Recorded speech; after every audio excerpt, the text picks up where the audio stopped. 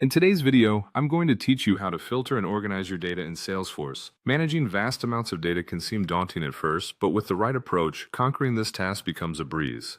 We're going to walk through a few simple steps to help you create a filtered list view that makes your data management more efficient. First, to get started, head over to the object within Salesforce that you wish to work with. This could be anything from contacts to opportunities depending on your specific needs.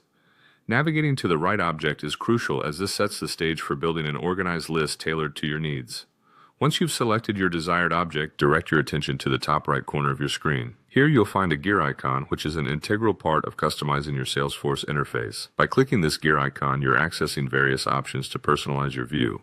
Among these options, you'll want to select New.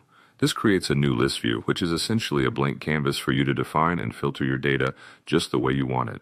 Now that we have a new list view ready, it's important to personalize it by giving it an appropriate name. Naming your list view clearly and descriptively can save time later when you're searching for a specific group of data amidst a multitude of lists. Choose a name that clearly identifies the purpose or the content of the list. This simple step helps maintain clarity and ensures everyone in your team can easily navigate through the data sets. With your list view named, it's time to start refining it with filters. Filters are powerful tools that allow you to hone in on the exact data points you want to see.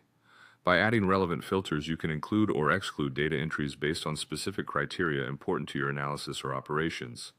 Think about what data is crucial for your objectives, whether it's focusing on a particular date range, region, or any other parameter relevant to your needs, and apply these as filters. Finally, after meticulously setting up your filters and reviewing your selections to ensure everything is in order, it's time to save your newly created list view.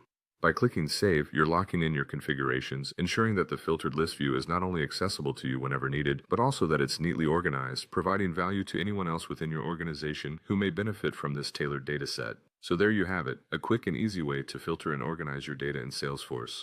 By following these steps, you've now created a clean, filtered list that makes your data management duties more streamlined and ultimately more effective. Thank you for watching, and remember, with Salesforce, the key is not just managing data, but mastering it.